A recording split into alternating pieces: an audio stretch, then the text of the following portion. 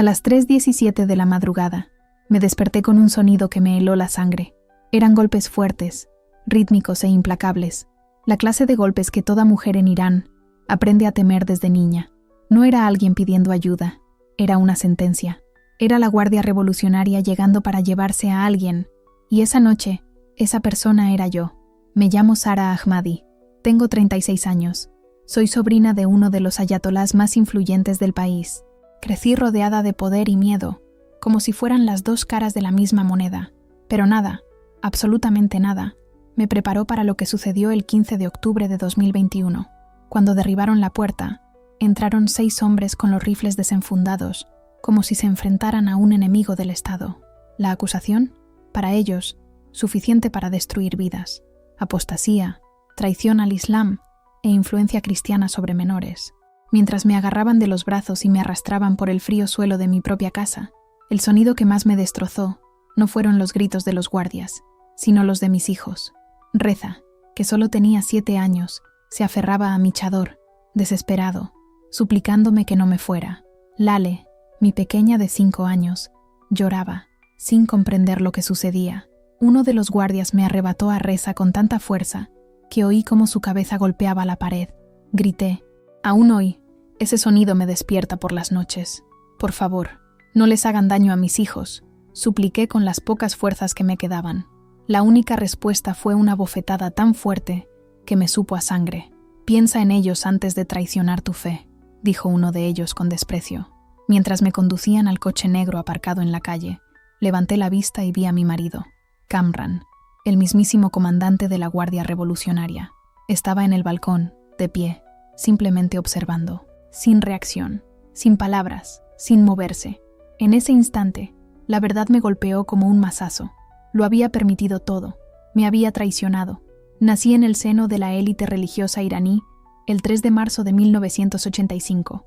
Mi padre era miembro del Consejo de Guardianes.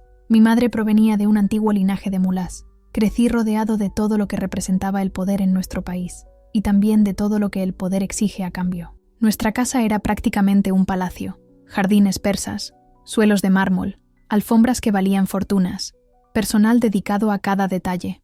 Desde muy pequeña, me trataron como si fuera parte de un escaparate que siempre tenía que estar impecable. A partir de los 4 años, solo me vistieron de negro. Decían que era una señal de devoción, pero en realidad era para recordarme cuál era mi lugar. A los 6 años comencé a memorizar el Corán. Tenía un tutor particular que me corregía con una vara cada vez que pronunciaba mal algo. Siempre tenía los dedos marcados, pero a nadie le importaba.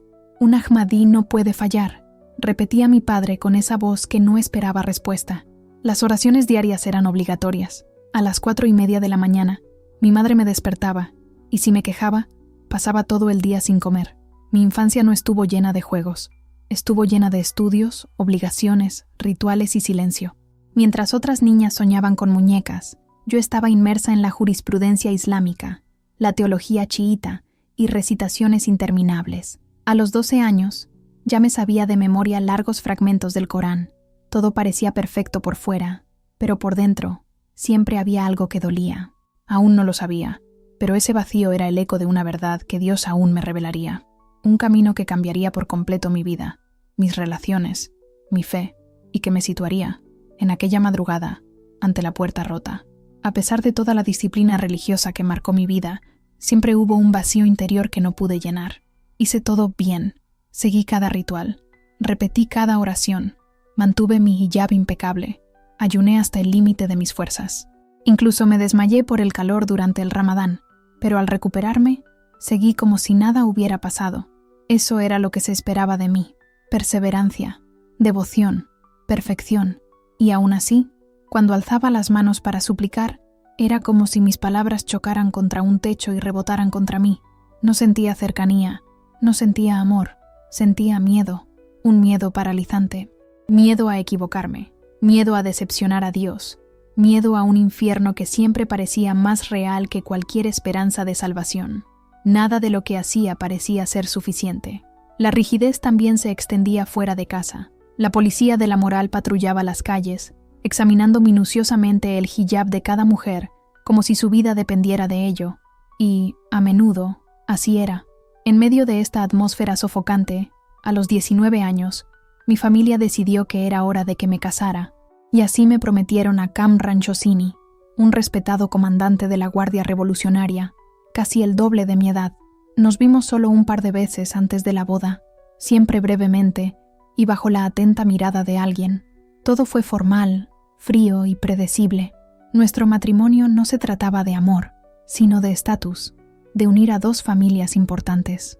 La ceremonia fue extravagante, llena de lujo y tradiciones pomposas que ocultaban la verdad.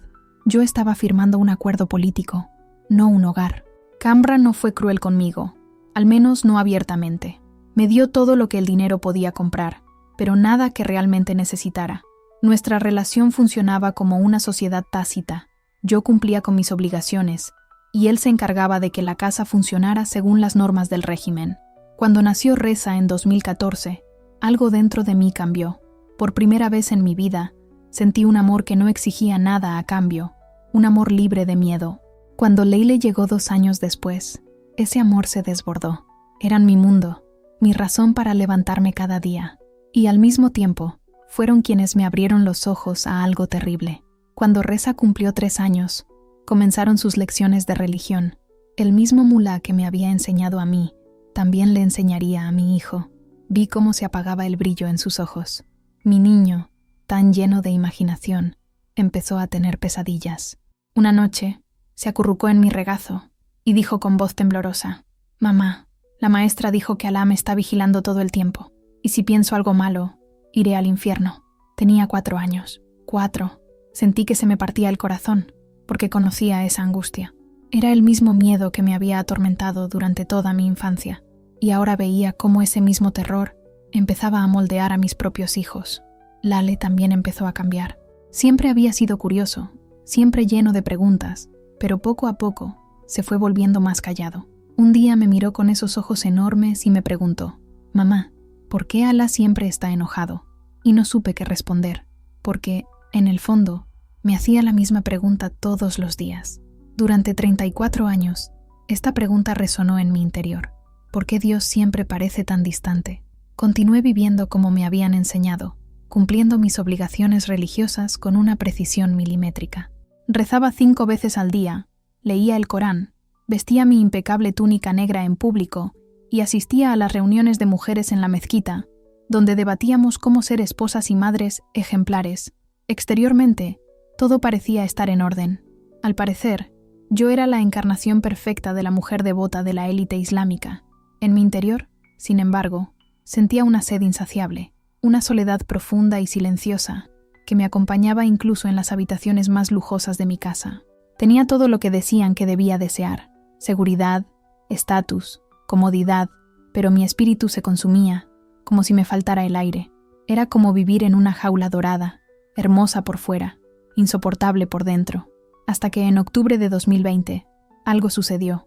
Kamran fue seleccionado para formar parte de una delegación iraní que viajaba a Turquía para negociaciones comerciales. Debido a su alto cargo, también me permitieron acompañarlo, algo inusual, pero no imposible para mujeres influyentes. Partimos hacia Estambul el 8 de octubre. Nos alojamos en un majestuoso hotel a orillas del Bósforo, un antiguo palacio otomano transformado en un alojamiento de lujo. Pero incluso en ese entorno casi cinematográfico, mi vida permaneció bajo control. 2 asistentes me seguían a todas partes, registrando cada uno de mis movimientos y transmitiendo información al equipo de seguridad de mi marido. Mientras él se sumergía en reuniones y cenas políticas, yo vivía prácticamente confinada al hotel, con solo breves intervalos de libertad supervisada. El día 12, tras una mañana aburrida, pedí permiso para visitar la biblioteca. Era una sala acogedora, llena de madera pulida, con grandes ventanales y ese aroma a libros antiguos que siempre me recordaba a la biblioteca de mi padre. Mi asistente, Nasrin, estaba sentada cerca de la puerta, absorta en su móvil. Aproveché aquel raro momento de silencio. Caminé lentamente entre los estantes, pasando los dedos por los lomos de los libros. Había títulos en todos los idiomas que conocía, pero entonces algo me llamó la atención. Un libro con una cubierta de cuero color burdeos, con letras doradas que brillaban discretamente. Santa Biblia. El corazón me latía a 1000 por hora. No era solo curiosidad. Era como si algo me atrajera hacia ese libro. En Irán, El simple hecho de poseer una Biblia puede destruir una vida. Desde pequeña, había oído que era un texto adulterado y peligroso, creado para alejar a los musulmanes de la verdad. Pero, en ese momento, al mirar esas letras, escuché casi un susurro en mi alma. Abra. Respiré hondo, tomé la Biblia y me senté de espaldas a Nasrin, intentando controlar el temblor de mis manos. Abrí el libro sin pensar, como quien abre una puerta sin saber a dónde lleva, y mis ojos se posaron directamente en Juan 3:16. Sabía suficiente inglés para entenderlo, y lo leí, una vez, luego otra, y otra más, porque de tal manera amó Dios al mundo, que dio a su Hijo unigénito, para que todo aquel que en él cree no se pierda, sino que tenga vida eterna. Me detuve. Fue como un shock. Toda mi vida había oído hablar de un Dios severo, un Dios que exigía perfección, que registraba cada error, cada fracaso, cada pensamiento erróneo. Pero allí, ante mí, había una frase que me mostró un Dios completamente diferente. Un Dios que ama, un Dios que da, un Dios que se entrega. Jamás había visto el amor de Dios descrito de esa manera. Esa simple frase me conmovió como ninguna oración, ningún ritual. Ninguna sura lo había logrado en 34 años. Y allí, en aquella biblioteca silenciosa, sosteniendo un libro prohibido, sentí por primera vez una pequeña chispa de algo que desconocía: esperanza. Toda mi vida había oído que Alá era el juez supremo, el todopoderoso, aquel a quien se debía temer por encima de todo. Pero ese versículo hablaba de un Dios que amaba, un Dios que no exigía sacrificios, sino que sí mismo se estaba sacrificando. Sentí que se me llenaban los ojos de lágrimas, antes incluso de darme cuenta. Las gotas corrían silenciosamente y manchaban mi hijab. Miré rápidamente hacia un lado. Nasrin seguía absorta en su teléfono, completamente ajena al terremoto que me sacudía por dentro. Con manos temblorosas, saqué el teléfono del bolsillo y empecé a fotografiar las páginas. Juan 3, luego Juan 14, Romanos 8, Mateo 5, 6 y 7. Cada clic sonaba ensordecedor, como si todo el hotel pudiera oírlo. Cada página fotografiada suponía, literalmente, un riesgo de ser arrestado, pero no podía parar. Era como si hubiera encontrado algo demasiado valioso como para dejarlo escapar. Cuando oí a Nasrin moverse en su silla, casi se me cae el libro. Cerré con cuidado la Biblia, la devolví a su sitio y me volví hacia una estantería de libros de cocina, fingiendo interés. Duquesa Sara, me llamó, usando el título que detestaba. Tenemos que volver. El personal del comedor ya está esperando. Asentí con la cabeza, tratando de mantener una expresión neutral, mientras mi corazón seguía latiendo con fuerza como si acabara de cometer un crimen, porque, en cierto modo, así era. Mientras caminábamos por esos relucientes pasillos de mármol, sentía como si mi celular fuera una granada a punto de estallar en mi bolsillo. Al mismo tiempo, sin embargo, era imposible ignorar la sensación opuesta. Llevaba dentro una especie de tesoro. Era algo nuevo, inquietante, prohibido y sorprendentemente hermoso. Tras la cena con los diplomáticos, regresé a la suite con Kamran. Él se encerró en su despacho, como siempre, y yo permanecí en silencio, esperando únicamente que la noche se volviera lo suficientemente profunda como para que nadie notara mi ausencia. A la 1:30 de la madrugada, entré al baño y cerré la puerta con llave. Abrí la ducha para no hacer ruido y me senté en el suelo frío con el móvil en el regazo. Tardé unos segundos en armarme de valor y entonces abrí las fotos. No estaba preparado para lo que sentí. Leí con avidez. Cada palabra parecía encender algo en mi interior. Leí sobre Jesús sanando con ternura, tocando a personas consideradas impuras, viendo valor donde nadie más lo veía. Tocó a los leprosos, abrazó a los niños, defendió a una mujer acusada de adulterio, mientras todos a su alrededor querían apedrearla. Y él dijo: quien esté libre de pecado que tire la primera piedra. Era tan diferente, tan humano, tan divino. El Jesús que estaba descubriendo no era ese profeta lejano y secundario del que me habían hablado toda la vida. No era solo un mensajero, era alguien capaz de afrontar el sufrimiento, el rechazo y el dolor, y aún así amar hasta el final. Cuando leí sobre la crucifixión, algo dentro de mí se derrumbó.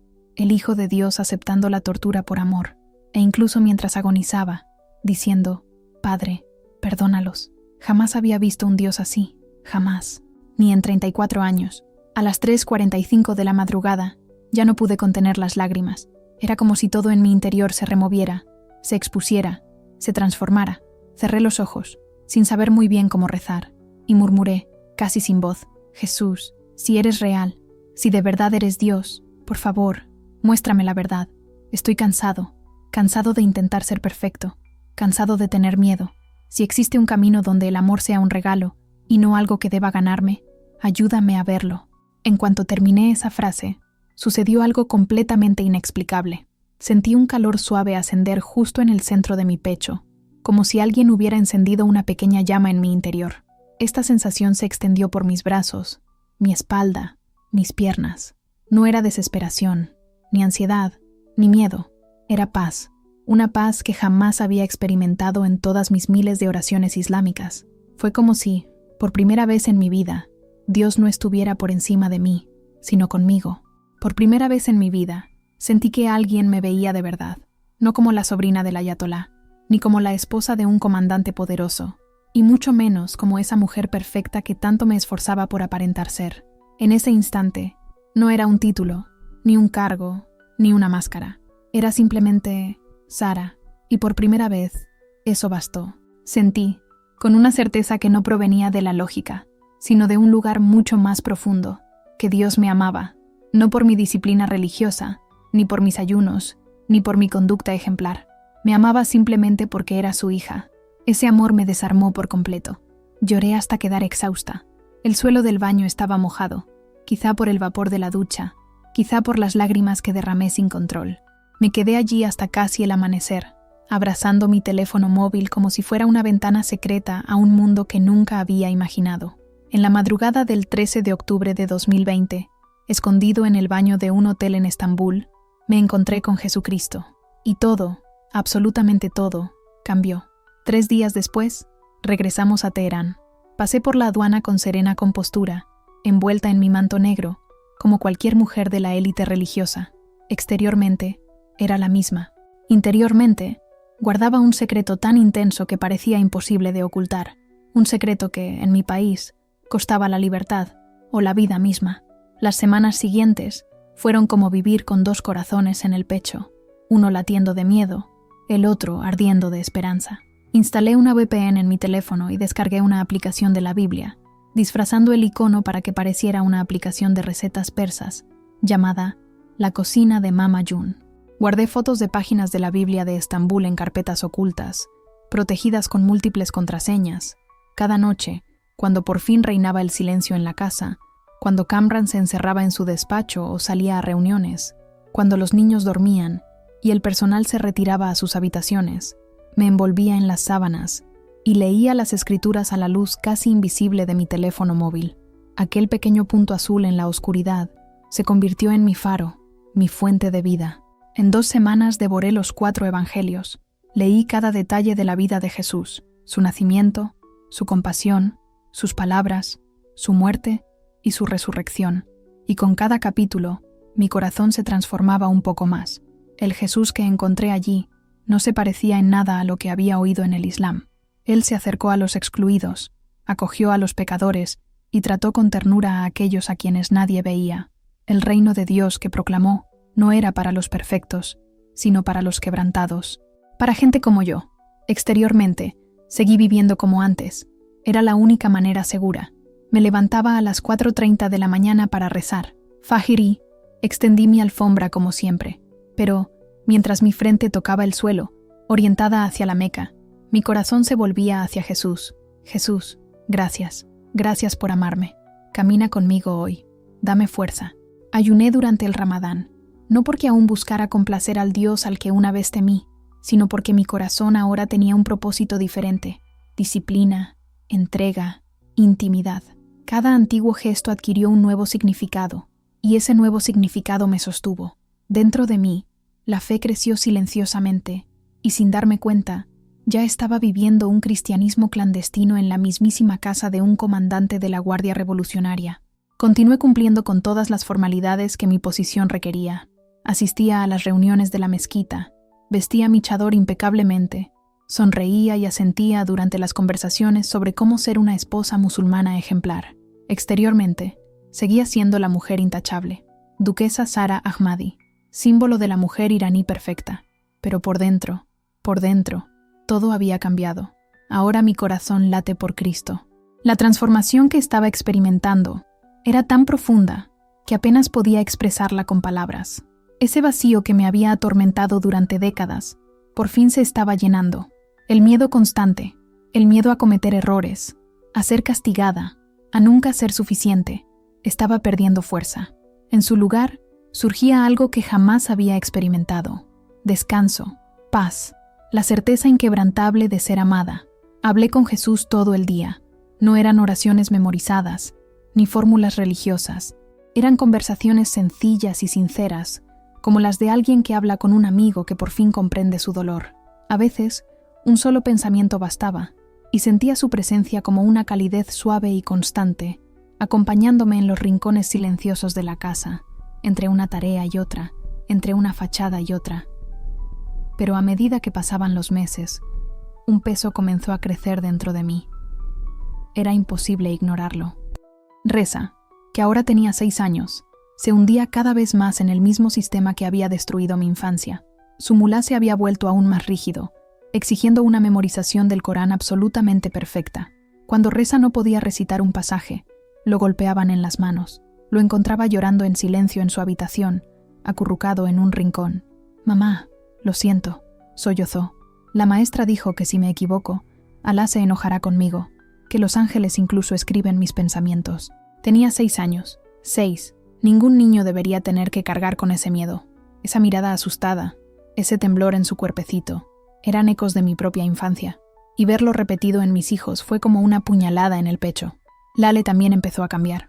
Siempre había sido curiosa, llena de preguntas, siempre correteando por la casa como si tuviera alas, pero poco a poco empezó a callarse, a retraerse, a temer lo que una vez la había fascinado. Una vez me preguntó, con un brillo tenue en los ojos: «Mamá, ¿por qué no puedo jugar afuera como los chicos?». Tragué saliva antes de responder. «Porque eres una chica, mi amor, y las chicas deben ser modestas». Me miró confundida. La verdad es que yo tampoco lo entendía ya. Esa regla nunca había tenido sentido. Era opresión disfrazada de protección, y yo lo sabía. Fue entonces cuando comprendí la verdad. No podía permitir que mis hijos crecieran presos del mismo miedo que me había atormentado durante 3 décadas. No podía permitir que creyeran que Dios era un juez severo que observaba cada error. Necesitaban conocer a Jesús. Necesitaban saber que el amor de Dios no se gana, sino que se da. Que la salvación no es una prueba interminable, sino un regalo. Y fue entonces cuando tomé la decisión más peligrosa de mi vida. Una decisión que me costaría mi libertad y casi mi vida, pero también me brindaría algo que nunca imaginé experimentar. Comencé a contarles historias bíblicas a mis hijos por la noche. Era diciembre de 2020, 3 meses después de mi encuentro con Jesús en Estambul, después de las oraciones obligatorias, y cuando toda la actividad en la casa había disminuido. Me sentaba junto a ellos, en silencio, casi susurrando. Lale se acurrucaba en mi regazo, siempre con ojos curiosos. «Hija», le decía, «hoy mamá te va a contar una historia especial, pero es nuestro secreto, ¿de acuerdo?». Ella asintió con una emoción tan pura que mi corazón casi se desborda. La primera historia que les conté fue sobre Jesús y los niños, del capítulo 19 de Mateo, sobre un Dios que no los rechaza, no los castiga, no exige perfección, sino que los llama y los bendice. Y fue en esa habitación tranquila, con 2 niños bajo las sábanas, donde la semilla del Evangelio comenzó a echar raíces en mi hogar. Era diciembre de 2020, y cada noche se convertía en una oportunidad para sembrar algo nuevo en el corazón de mis hijos. Me sentaba junto a ellos en la cama, la suave luz de la habitación iluminaba nuestros rostros, y comenzaba: «Hoy quiero hablarles de alguien muy especial llamado Jesús». Comencé con la historia de los niños que le trajeron. Reza, de 6 años, escuchó atentamente mientras relataba cómo los discípulos intentaron apartar a los pequeños, pensando que no eran importantes, pero Jesús los reprendió y dijo que el reino de Dios pertenece a los que son como esos niños. Sus ojos se abrieron de par en par, enormes y brillantes. «Jesús quiere estar con nosotros, mi amor», susurré, abrazándolo. «Te ama mucho, Reza. No quiere que le tengas miedo. Quiere que sepas que te ama, simplemente por ser su hijo». Reza empezó a llorar en voz baja, y yo lloré con él, tomándole la mano. «Es verdad, mi niño precioso», le dije. besándole la frente. Jesús te ama más de lo que te imaginas. Lale se acurrucó a mi lado, con sus ojitos curiosos y atentos, absorbiendo cada palabra. En el silencio de las noches siguientes, durante 11 meses, les compartí historias bíblicas.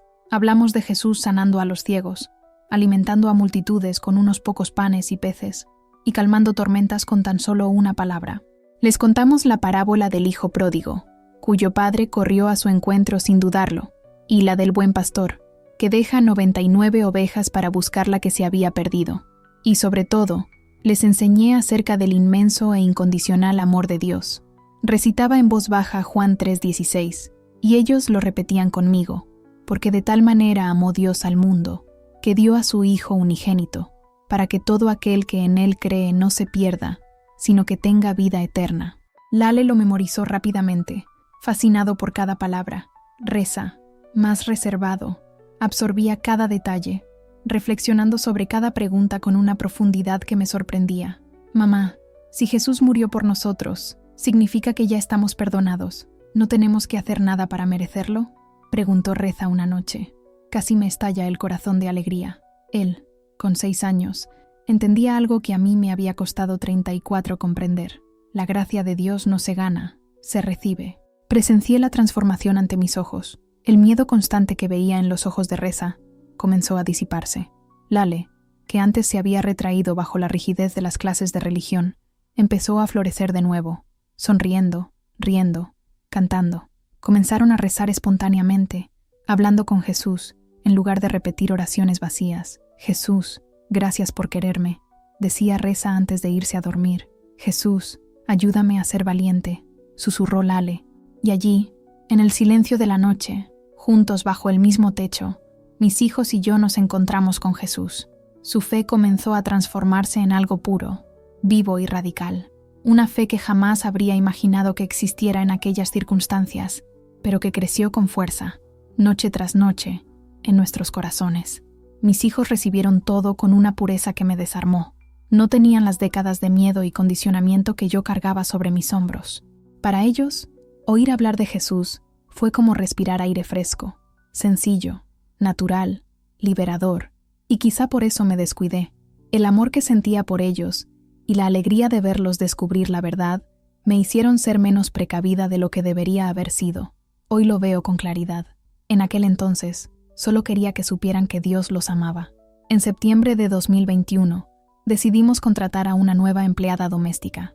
Nuestra anterior empleada, que nos había servido durante 20 años, se había jubilado y una agencia nos envió a una mujer de 38 años llamada Mariam.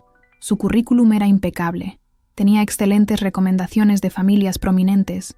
Parecía discreta, educada y eficiente. Justo el tipo de persona que queríamos en nuestra casa. Lo que nadie sabía era que Mariam no era una simple ama de llaves. Trabajaba en secreto para la policía de la moral, infiltrada en casas influyentes precisamente para observar cualquier señal de desviación religiosa. Durante las primeras semanas, se movía por las habitaciones en silencio, casi invisible, analizándolo todo. No tenía ni idea de que cada uno de mis movimientos estaba siendo registrado por la atenta mirada de esa mujer. La tragedia ocurrió un domingo por la tarde, el 10 de octubre de 2021. Kamran había salido para una larga reunión militar y la casa estaba relativamente tranquila. Yo leía un libro en la sala mientras Reza y Lale jugaban en la alfombra. Todo era tan normal, tan cotidiano, que incluso me tranquilicé. Entonces Lale empezó a cantar. Su dulce vocecita llenó la habitación. Padre nuestro que estás en los cielos, santificado sea tu nombre. Sentí un escalofrío recorrer todo mi cuerpo. Sentí como si se me erizara el pelo al mismo tiempo. Miré a mi alrededor rápidamente e intenté remediar la situación. Cariño, ¿te acuerdas? Es solo una nana que te enseñó mamá. Pero ya era demasiado tarde. Cuando giré la cabeza, Mariam estaba de pie en la puerta de la cocina, observándome. Había algo en sus ojos, un brillo frío, como el de quien acaba de encontrar justo lo que buscaba. Lo que no vi en ese momento, y solo supe después, fue el teléfono móvil escondido en el bolsillo de su delantal, grabando cada segundo. Esa noche, después de acostar a los niños, tuve una inexplicable sensación de amenaza. Era como un peso en el estómago, pero no lograba identificar la razón, hasta que, a las 11:47 p.m., oí voces tensas abajo. Kamran había llegado. Bajé las escaleras con el corazón a 1000. Al entrar en la habitación, vi a Kamran de pie frente a Mariam, sosteniendo su celular. La mirada en sus ojos. Jamás había visto nada igual. Era como si estuviera frente a un enemigo. «Sara», dijo, con la voz temblorosa de ira. «¿Qué es esto?». Giró la pantalla hacia mí. El vídeo mostraba a Lale recitando el Padre Nuestro con esa voz dulce e infantil que me rompió el corazón cuando la oí fuera de contexto, como prueba en mi contra. Mi mundo se derrumbó en un instante. «Kamran, ¿puedo explicarlo? Por favor, déjame explicarlo», traté de decir, sintiendo cómo el suelo desaparecía bajo mis pies. Mariam me interrumpió antes de que pudiera continuar, con la frialdad de quien ya sabe que ha ganado. «Comandante, su esposa ha estado enseñando doctrina cristiana a sus hijos. Llevo semanas siguiéndolo. Hay más grabaciones». Dio al play a más archivos de audio. Reza rezando, Lale cantando, yo enseñando Juan 3:16. Cada archivo era como una puñalada. «Kamran, por favor, he encontrado la verdad. He encontrado la paz. He encontrado un Dios que nos ama». «¡Cállate!», rugió, levantando la mano como si fuera a pegarme. Por un segundo pensé que lo haría, pero bajó el brazo y respiró hondo, como si tomara una decisión definitiva. Luego cogió el teléfono y marcó un número. Escuché cada palabra como si estuviera bajo el agua, a cámara lenta. «Necesito una unidad de la Guardia Revolucionaria en mi domicilio inmediatamente. Tengo un caso de apostasía. Mi esposa debe ser arrestada ahora mismo». Y en ese momento supe que mi vida, tal como la conocía, había terminado. «No», susurré con las rodillas temblando, incapaz de moverme bien. «Kamran, por favor, piensa en los niños». Me miró con frialdad, sin titubear. «Estoy pensando en ellos», dijo, con cada palabra afilada como una cuchilla. «Por eso necesito alejarte de sus vidas, antes de que tu veneno los corrompa aún más». Mi mirada se dirigió a Mariam, buscando algún signo de remordimiento, algún atisbo de humanidad. «¿Cómo pudiste? ¿Cómo pudiste traicionar a esta familia?». Me miró con una calma aterradora. «No es traición. Es mi deber ante Alá denunciar la apostasía, especialmente cuando implica la corrupción de niños musulmanes inocentes». Me desplomé en el sofá, paralizada por la conmoción. Era real. Todo lo que temía estaba sucediendo ante mis ojos. Cada segundo parecía una eternidad. En minutos, mi vida, tal como la conocía, llegaría a su fin. A las 3:17 de la madrugada, el destino finalmente llamó a mi puerta. Durante horas, Kamran me interrogó, mientras Mariam observaba en silencio, anotando cada palabra. Me vi obligado a confesar que había leído la Biblia, que había rezado a Jesús, que les había enseñado a mis hijos el amor de Cristo. Cada confesión pesaba como plomo en mi pecho. Kamran lo anotaba todo meticulosamente, como si estuviera moldeando mi futuro con tinta indeleble. Entonces, los golpes en la puerta se convirtieron en un fuerte estruendo. 6 hombres de la Guardia Revolucionaria irrumpieron en la casa, acompañados por 2 policías. La orden de arresto era clara e inequívoca, firmada por un juez religioso, autorizaba mi detención inmediata. «Duquesa Sara Ahmadi», anunció el líder con voz áspera e implacable, «queda usted arrestada por los delitos de irracionalidad, apostasía del Islam y corrupción de menores con enseñanzas cristianas». Me ataron las muñecas con bridas de plástico, demasiado apretadas, lastimándome la piel sensible. Aquello no fue un gesto de respeto por mi posición social, fue un castigo reservado para traidores. Me arrastraron por el vestíbulo. El alboroto despertó a los niños. Reza apareció en lo alto de las escaleras, aún en pijama, frotándose los ojos con sueño y confundida. Al ver a los hombres armados que me sujetaban, el terror se apoderó de su rostro. «¡Mamá!», gritó, bajando corriendo las escaleras y agarrando mi chador con todas sus fuerzas. «¡No! ¡No te lleves a mi mamá!». Uno de los guardias empujó violentamente a Reza. Cayó hacia atrás y se golpeó la cabeza contra el suelo de mármol. El sonido resonó como un golpe directo al corazón. «¡No!», grité, con la voz quebrada por la desesperación. «Haz conmigo lo que quieras, pero no toques a mis hijos». Recibí una bofetada en la cara y la sangre me llenó la boca. Lale entró corriendo, llorando desconsoladamente. «Mamá, mamá». Una de las policías agarró a mi hija con fuerza, sujetándola mientras ella pataleaba y gritaba. Cada gesto suyo me desgarraba el alma. «Escúchame», supliqué entre lágrimas y dolor. «Reza, Lale, te amo. Recuérdalo siempre, y recuerda que Jesús te ama aún más. Él nunca te abandonará». «Silencio», ordenó Kamran. Ya les habéis hecho suficiente daño a estos niños. Me echaron de casa. La última imagen que tengo de mis hijos es la de Reza con la cabeza magullada, agarrado a la barandilla, y Lale gritando mi nombre hasta quedarse afónica. Esa escena está grabada en mi mente como un grito silencioso que jamás se desvanecerá. Me metieron a la fuerza en una camioneta negra sin matrícula ni ventanillas traseras. Durante horas, recorrimos calles desconocidas, y cada curva aumentaba la sensación de impotencia. El mundo familiar se desvaneció, y el futuro se presentó como un oscuro abismo. Finalmente, el vehículo se detuvo. Me condujeron con los ojos vendados escaleras abajo, guiándome por pasillos húmedos y sofocantes, donde el olor a desesperación impregnaba el aire. Cuando finalmente me quitaron la venda, me encontré en una diminuta celda de hormigón, de unos 2 por 3 metros. Un colchón delgado yacía en el suelo, un cubo apoyado contra la esquina hacía las veces de retrete improvisado, y una bombilla colgaba del techo, fundiéndose constantemente. Una pequeña ventana enrejada cerca del techo dejaba entrar solo un rectángulo de cielo gris. Estaba en el centro de detención de mujeres, conectado a la temida prisión de Evin, símbolo del miedo que se extendía por todo Irán, conocido por las torturas, las desapariciones y las ejecuciones de disidentes. Me quitaron el chador y la ropa, entregándome un uniforme gris sin vida. Me raparon la cabeza, un acto calculado para humillarme y quebrarme el espíritu. Miré mi reflejo en una ventana oscura y no me reconocí. La duquesa Sara, con su larga y sedosa cabellera, había desaparecido. En su lugar solo había una prisionera calva, con los ojos hundidos y el miedo grabado en cada rasgo de su rostro. Durante los 3 días siguientes, soporté interrogatorios implacables y brutales. Me llevaron a una habitación sin ventanas donde 3 hombres y una mujer me presionaron sin cesar. «Renuncia a tu fe cristiana», exigieron.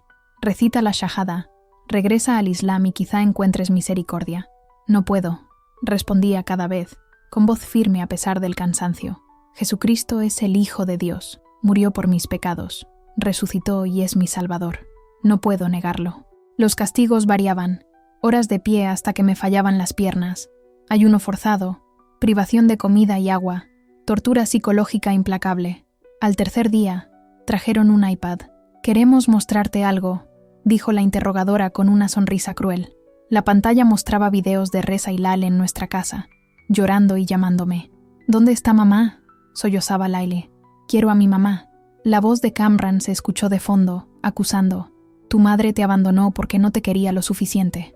Mintió sobre los 2. «No», grité en mi interior. Reza, llorando, protestó. «Mamá nos quiere, no nos dejaría». Sentir el dolor de mis hijos desgarrando mi propia carne era peor que cualquier golpe. Cada fibra de mi ser ansiaba ceder. Me temblaban las manos. Mis labios ansiaban susurrar cualquier palabra que me los devolviera. Pensé en renegar de mi fe, recitar la shahada, solo para abrazarlos de nuevo. Pero entonces, una fuerza ajena surgió en mi interior. Las palabras brotaron de mis labios con claridad y convicción. Jesucristo es el Hijo de Dios. Él es mi Señor y Salvador. Prefiero perder la vida antes que negarlo. No sé de dónde saqué ese valor. Solo sé que no era mío, sino suyo. El 18 de diciembre de 2021, 2 meses después de mi arresto, me llevaron ante un tribunal religioso. Me senté en una silla de metal en el centro de una habitación fría. Ante mí, 5 jueces ancianos, con turbantes y largas barbas blancas, ocupaban un asiento elevado. No había abogado ni testigos de la defensa. Aquello no era un juicio justo. Era una sentencia ya dictada, sellada, en mi contra. El fiscal tardó media hora en presentar su caso. Cada frase fue como un golpe. Mostró grabaciones hechas por Mariam, mi pequeña Lale cantando el Padre Nuestro. Reza diciendo inocentemente que Jesús era su Salvador. Luego vinieron los testimonios de empleados que dijeron haber notado cambios en mi comportamiento en las últimas semanas. Y entonces, como si quisiera darme la puntilla, presentó el contenido de mi celular. La aplicación de la Biblia escondida entre carpetas, registros de lectura, fotos de Estambul. Las pruebas eran tan numerosas que sentía como si un peso me aplastara el pecho. Cuando el fiscal terminó, el juez presidente se inclinó hacia adelante. Su rostro no mostró ni un atisbo de compasión. «Sara Ahmadi», comenzó con voz grave, «naciste en una de las familias más respetadas de esta patria islámica. Creciste rodeada de privilegios, guiada por clérigos, casada con un comandante de la Guardia Revolucionaria. Tenías todo lo que una mujer podía desear, y sin embargo, Hizo una pausa lo suficientemente larga como para que sintiera cómo el aire se me escapaba de los pulmones. Y aún así, elegiste traicionar al Islam. Y peor aún, elegiste contaminar a niños musulmanes con falsas doctrinas cristianas. ¿Qué tienes que decir en tu defensa? Me levanté lentamente. Me temblaban tanto las piernas que tuve que apoyarme en la mesa. Pero mi voz salió firme, como si no fuera mía. Señoría, pasé 34 años intentando ganarme el amor de Alá, dije, saboreando cada palabra. 34 años atrapada en el miedo, creyendo que nunca sería lo suficientemente buena. Cargaba con un vacío que nada, absolutamente nada, podía llenar, hasta el día en que encontré a Jesús. Tragué saliva con dificultad, pero continué. Por primera vez en mi vida, sentí paz. Sentí amor verdadero, amor sin exigencias, sin miedo. Les enseñé a mis hijos que Dios los ama simplemente porque le pertenecen, no por sus obras. Les enseñé que la salvación es un regalo, no una condena condicionada a sus méritos. No puedo negar esta verdad, ni hoy, ni nunca. El juez golpeó la mesa con la mano, con el rostro encendido de furia. Así que no nos deja otra opción. Mi corazón se detuvo por un segundo. Por el delito de apostasía y por corromper a menores con enseñanzas cristianas, se le condena a muerte. Su ejecución se llevará a cabo mediante ahorcamiento público. La fecha se fijará dentro de 30 días. El silencio que llenaba la habitación era tan denso que se sentía palpable.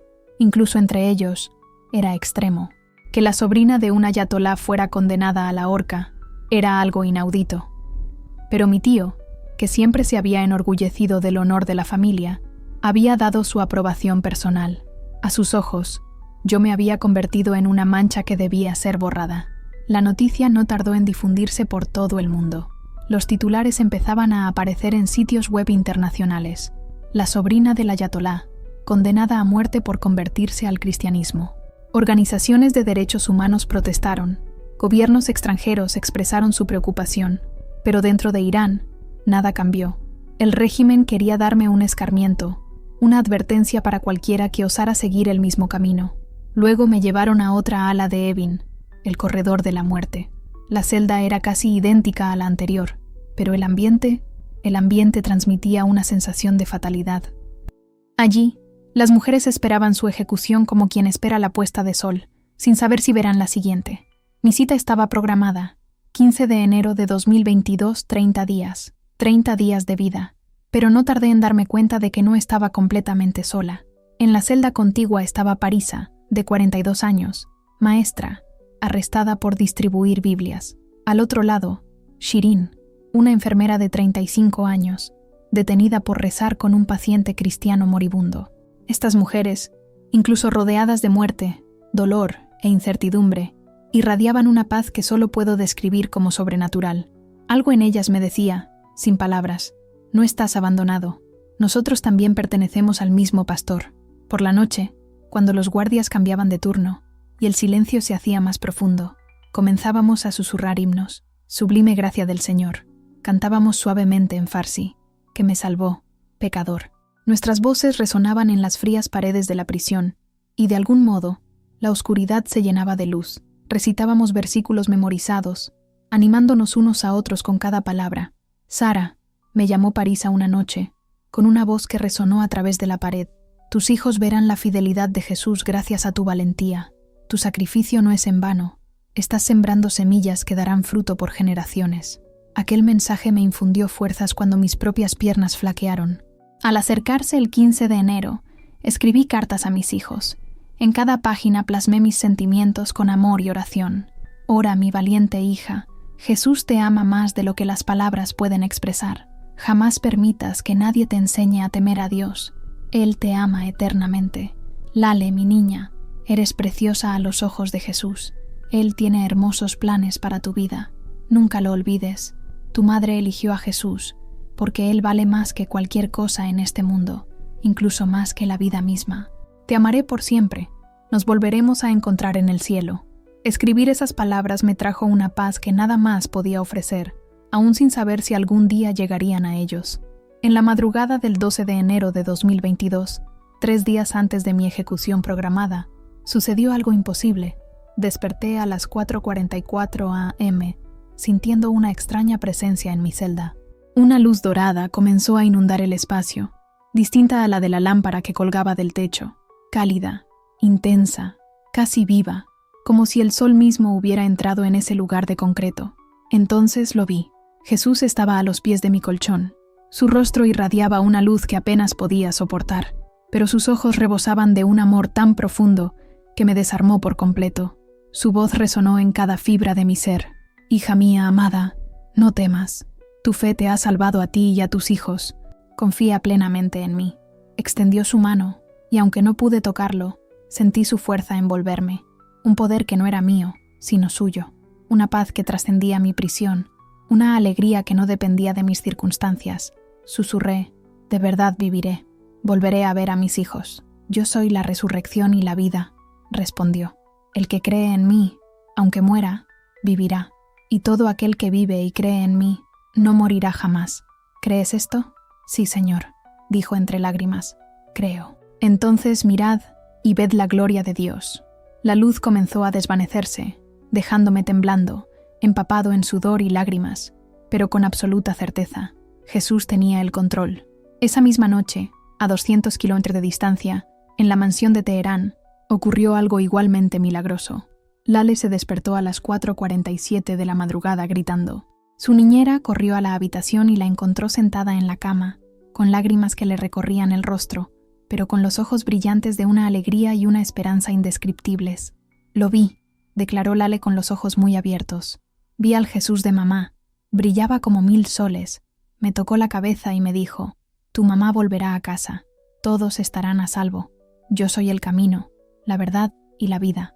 La niñera, asustada, corrió a contarle a Kamran lo sucedido. Él lo atribuyó a un sueño o a un trauma.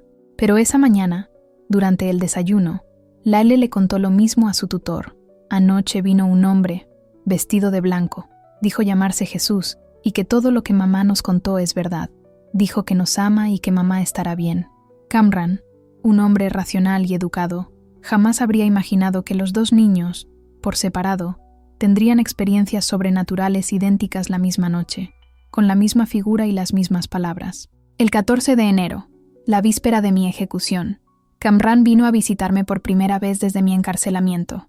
Nos sentamos a ambos lados de una mampara de cristal antibalas y hablamos por teléfono. Parecía haber envejecido años en tan solo 3 meses. Profundas arrugas surcaban su rostro, y sus ojos enrojecidos delataban noches en vela y una inquietud que no podía explicar. Los niños no paran de hablar de Jesús, dijo con voz ronca. Se niegan a rezar las oraciones islámicas. Lale canta canciones cristianas todo el tiempo, y Reza le dice a todo el mundo que su madre es una heroína que eligió a Jesús por encima de todo. Hizo una pausa, apretando la mandíbula, y luego continuó, con las manos temblorosas aferradas al teléfono. Anoche, ambos dijeron que Jesús se les apareció. Describieron la misma figura, las mismas palabras. No puedo explicarlo. Y yo también tuve un sueño. Te vi allí de pie, envuelto en una luz brillante, más pura que nada que haya visto jamás. Una voz dijo, no dañes lo que considero mío. Las lágrimas corrían por su rostro, algo que jamás había visto en 13 años de matrimonio. Finalmente, con la voz quebrada por la emoción, dijo, no sé si es real, no sé qué creer. He dedicado mi vida a servir a Alá y al régimen, cometiendo atrocidades en nombre del Islam que aún me atormentan. Pero si existe un Dios que de verdad perdona, que de verdad ama incondicionalmente, como dices, necesito conocerlo. Apoyó la mano contra el cristal, y su voz, cargada de determinación, dijo, pero lo que sé es esto, no puedo dejar que mueran. Eres la madre de mis hijos. Si creen en ti, si este Jesús es lo suficientemente real como para aparecerse a ellos, entonces, no puedo. Tengo tu sangre en mis manos, dijo con pesar y arrepentimiento. ¿Qué quieres decir? Susurré con el corazón acelerado. Te digo que te voy a sacar de aquí, respondió. Tengo contactos, recursos. Simularé una emergencia médica que requiera tu traslado a un hospital. Desde allí, organizaciones cristianas clandestinas podrán sacarte del país. Casi se me para el corazón. Kamran, si haces esto, lo arriesgarás todo. Tu carrera, tu reputación, tu propia vida, respondió con firmeza. Si es para salvar la vida de una mujer que ha encontrado la verdad, que así sea. Servía un sistema que ejecuta a mujeres por sus creencias. Servía a una religión que aterroriza a los niños para obligarlos a obedecer. Si lo pierdo todo para protegerte, que así sea. En ese momento, algo dentro de mí cambió para siempre. Por primera vez, comprendí que la providencia de Dios abría caminos imposibles y que nuestra fe podía desafiar incluso las circunstancias más desesperadas.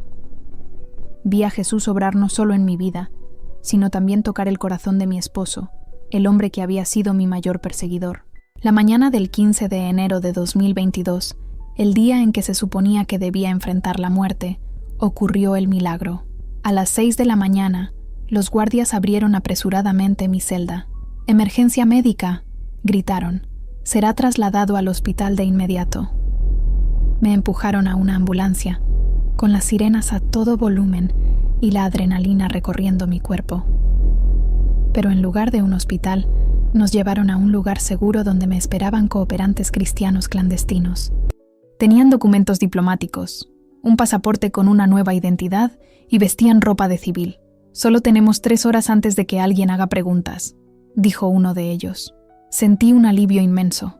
Me subieron a otro vehículo y condujimos en silencio, recorriendo caminos sinuosos hacia la frontera turca. Ocultos bajo mantas en la parte trasera de un camión de carga, apenas respirábamos mientras los guardias fronterizos nos inspeccionaban. Pero Dios nos protegía. Pasamos sin ser detectados.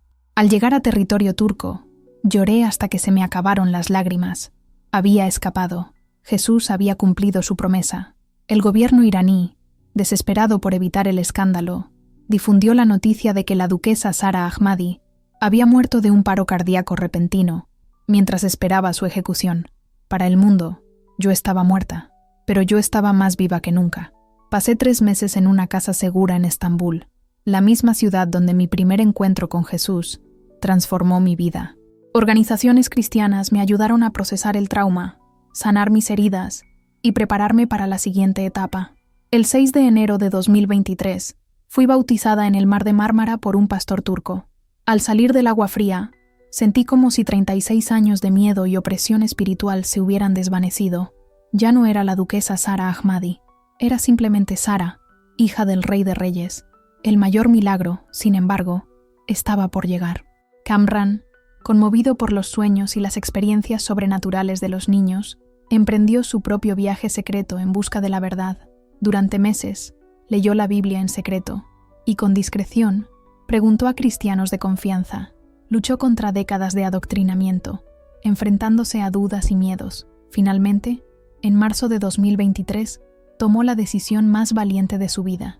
Solicitó asilo político en un país europeo, alegando persecución religiosa por sus simpatías cristianas. Y, lo más importante, se llevó consigo a Reza y a Lale. El reencuentro tuvo lugar el 15 de abril de 2023 en Londres, en una casa segura organizada por organizaciones de derechos humanos. Cuando se abrió la puerta y vi a Reza y Lale corriendo hacia mí, el tiempo se detuvo. «¡Mamá!», gritaron al unísono. Caí de rodillas, abrazándolos con fuerza, temerosa de que el abrazo no bastara para expresar todo el amor y la añoranza acumulados. Lloré desconsoladamente. 6 meses de miedo, dolor y ausencia desbordados en lágrimas de pura alegría. «Te extrañé mucho, mamá», dije entre sollozos. «Sabía que Jesús te traería de vuelta. Cumplió su promesa», dijo Lale con la sencillez y la fe inocente de una niña. «Dijo que estarías bien. Y aquí estás». Pasamos horas abrazados, aspirando el aroma del otro, grabando cada rostro en mi memoria. La gratitud y la reverencia que sentía eran indescriptibles. Jesús nos había unido. Nos había demostrado que, incluso en los momentos más desesperados, su amor y su poder son mayores que cualquier temor, cualquier persecución, cualquier ley humana. Kamran permaneció allí, observándome desde lejos mientras abrazaba a los niños, como si intentara traerlos de vuelta con un solo roce. Cuando nuestras miradas finalmente se cruzaron, noté algo diferente en él. La dureza que siempre lo había acompañado se había desvanecido. En su lugar había humildad y un tímido destello de fe. «Gracias», murmuré. Respiró hondo y respondió con una sinceridad que nunca antes le había oído. «Fue Jesús. Él me salvó de mí mismo. Hoy, 2 años después, vivimos seguros en Europa Occidental. Reza tiene 9 años y Lale 7. Ambos han sido bautizados y crecen libres para amar y conocer a Jesús sin temor. Lale, en particular, Sorprende a todos. Ya se sabe de memoria más de 80 versículos bíblicos, y le gusta recitárselos a quien quiera escucharla. Reza con una fe tan pura que a veces me emociono al verla. Dice que quiere ser pastora cuando sea mayor. Camran ahora asiste a la iglesia con nosotros todos los domingos. Lee la Biblia con un fervor casi investigador, y siempre está haciendo preguntas. Aún no se ha bautizado, pero cada semana veo cómo su corazón se acerca más a Cristo. Su transformación, de un perseguidor implacable a un buscador sincero, es uno de los mayores testimonios de la gracia de Dios que jamás haya presenciado. Hoy dedico mi vida a ayudar a personas que se encuentran en la misma situación que yo. Colaboro con una red clandestina que rescata a cristianos perseguidos en Irán y otros países dominados por el extremismo religioso. En los últimos 2 años, he ayudado personalmente a 52 mujeres y niños a escapar y encontrar refugio donde pueden practicar su fe sin tener que ocultarla. Cada operación es peligrosa, cada cruce podría ser el último, pero cada vez que veo a una familia reunida a salvo, cada vez que veo a alguien bautizado tras años de vivir escondido, recuerdo, vale la pena. Dios no ha desperdiciado ni una sola línea de mi historia. No ha desperdiciado mi dolor, mis pérdidas, mis vínculos con la élite iraní, ni el conocimiento que tengo del sistema opresivo del que provengo. Lo ha transformado todo en herramientas para salvar vidas. Y si estás leyendo esto y te sientes como me sentía yo antes de encontrar a Jesús, vacío a pesar de tu religiosidad, cansado de intentar ganarte el amor de Dios, asustado porque estás atrapado en un sistema que usa el miedo para controlar, quiero decirte algo con absoluta certeza. Jesús te ve, Jesús te conoce, y te ama con un amor que jamás podrás comprar con buenas obras. La salvación no es cuestión de equilibrio. No se trata de merecerla, no se trata de ganársela. Es un regalo que Él ofrece a todo aquel que simplemente cree. Así que pregúntate, ¿qué te impide entregarte completamente a Jesús? ¿Es el miedo a perder a tu familia? ¿Miedo al juicio ajeno? ¿Temen lo que han aprendido durante toda su vida? ¿Miedo a dejar atrás lo que siempre has conocido? Perdí mi título, mi posición y mis privilegios. Fui condenado a muerte. Pasé meses lejos de mis hijos, pero gané algo que vale más que todo eso junto, una relación viva y real con Jesucristo. Gané la vida eterna, gané la verdadera alegría y el mayor regalo de todos, ver a mis hijos crecer libres, conociendo el amor puro e incondicional de Dios. Si una mujer criada en el seno de la élite religiosa iraní pudo entregarlo todo a Jesús, entonces tú también puedes. No importa de dónde vengas, no importa lo que hayas hecho, no importa cuán lejos te sientas, Jesús te está llamando por tu nombre. Ahora mismo, déjame orar por ti. Querido Padre, te doy gracias porque tú eres el Dios que interviene precisamente en situaciones que parecen desesperadas. Gracias porque para ti nada es imposible. Ahora rezo por cada persona que lee estas palabras, por aquellos que enfrentan persecución, por aquellos que viven con miedo, por aquellos atrapados en sistemas religiosos opresivos, o por aquellos que simplemente buscan la verdad con el corazón afligido. Revélate a ellos, Señor. Muestra tu poder, tu gracia, tu voz. Libérate de las cadenas que te han impuesto desde la infancia. Abre puertas que el mundo entero juró que jamás se abrirían. Te da el valor para mantenerte firme, incluso cuando el precio parece demasiado alto, y extiende tu mano a todo aquel que invoque tu nombre en este mismo instante. Me salvaste de la ejecución y reuniste a mi familia de maneras que jamás imaginé. Haz lo mismo con todos los que invoquen tu nombre, en el nombre de Jesús. Amén. Mi nombre es Sara Ahmadi. Fui una mujer condenada a muerte simplemente por enseñar a mis hijos a amar a Jesús. Pero el Rey de Reyes tenía otros planes. Hoy respiro libre. Hoy vivo para decirles que ningún poder terrenal supera el poder de Cristo. Y ninguna sentencia, ni siquiera la más cruel, puede separarnos del amor de Dios revelado en Jesús. Si este testimonio te ha conmovido, no te vayas sin dar un paso. Suscríbete al canal para que este mensaje llegue a personas que están experimentando exactamente aquello de lo que Dios me liberó: miedo, opresión, religiosidad sin vida y hambre espiritual. Comparte este vídeo con alguien que necesite esperanza. Quizás no te des cuenta, pero tu simple acto de compartir podría llevar a alguien en un país lejano a descubrir que Jesús es real, está presente y tiene el poder de salvar. Y ahora, si nunca has entregado tu vida a Jesús, quiero invitarte a que lo hagas ahora mismo. No importa tu religión, no importa tu pasado, no importa cuán distante te sientas. Jesús dijo: «Venid a mí todos los que estáis cansados y agobiados, y yo os daré descanso». Esta invitación es para ti. Oren conmigo. Jesús, creo que eres el Hijo de Dios. Creo que moriste por mis pecados y resucitaste. Hoy entrego mi vida en tus manos. Perdóname, sálvame, hazme tu hijo. Te entrego mi presente, mi futuro y mi corazón. Amén. Si hiciste esta oración, debes saber esto: todo el cielo está de fiesta.